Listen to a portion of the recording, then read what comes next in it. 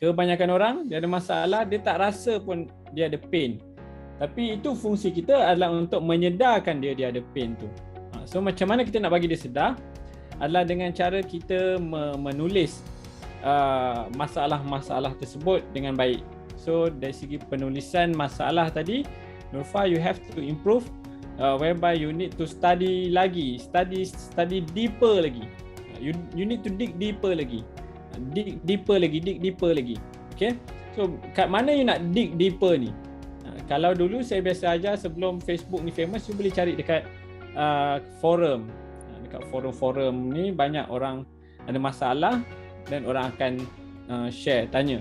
Saya ambil contoh macam dekat Facebook pun boleh, dekat Facebook group, biasa group support, group apa benda, contoh macam ibu saya walaupun saya seorang ayah kan, tapi saya join group ibu, saya join group ibu menyusu, saya join group ibu jaga baby. So saya faham apa masalah ibu ni supaya saya boleh buat copywriting, saya memahami masalah dia.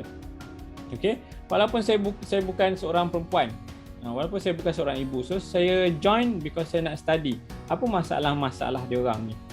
Masalah-masalah ni kita boleh dapati daripada yang pertama melalui subjek-subjek yang tertumpu. Maksudnya macam saya cakap tadi, dekat dalam forum, dekat dalam Facebook group. Okay, Facebook group, contoh Facebook group ibu menyusu, Facebook group ibu-ibu di taman ke, contoh. Kalau you nak tulis pasal peniaga, Facebook group peniaga.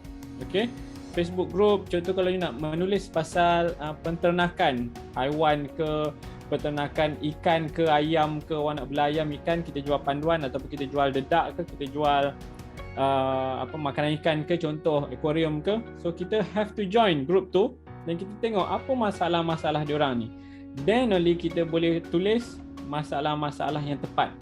Okay, so itu cara yang pertama. Cara yang kedua adalah melalui interview. Okay, interview ni macam you buat research juga sebenarnya. You interview yang paling bagus adalah kalau bisnes kita dah pun ada customer. If let's say bisnes kita dah ada customer, dah ada traction, dah ada generate some leads pun boleh juga. So you have to call diorang personally ataupun text diorang personally dan tanya apa masalah dia, apa masalah lagi. So daripada situ you can understand their language. Language tu taklah bermaksud English or BM, tetapi language tu macam dia akan cakap akak ni rasa akak macam ni. So dia instead of dia bahasakan diri dia saya, dia bahasakan diri dia akak. So you boleh guna pakai balik. Okay, akak dalam penulisan you. Masalah tu macam mana, so you nak faham, you gali lagi masalah dia apa, then daripada dia dah bagi satu masalah, you cuba panjangkan lagi yang ini pun ada masalah ke tidak ke. So interview juga membantu. Okay, so itu dua cara yang berkesan lah bila you nak study pasal penulisan. Yang paling penting dalam penulisan, tak kira lah copywriting, iklan ataupun bukan iklan, the most important thing bila you menulis sesuatu tu, you kena menulis kepada seseorang. Okay, faham bukan tulis kepada semua orang.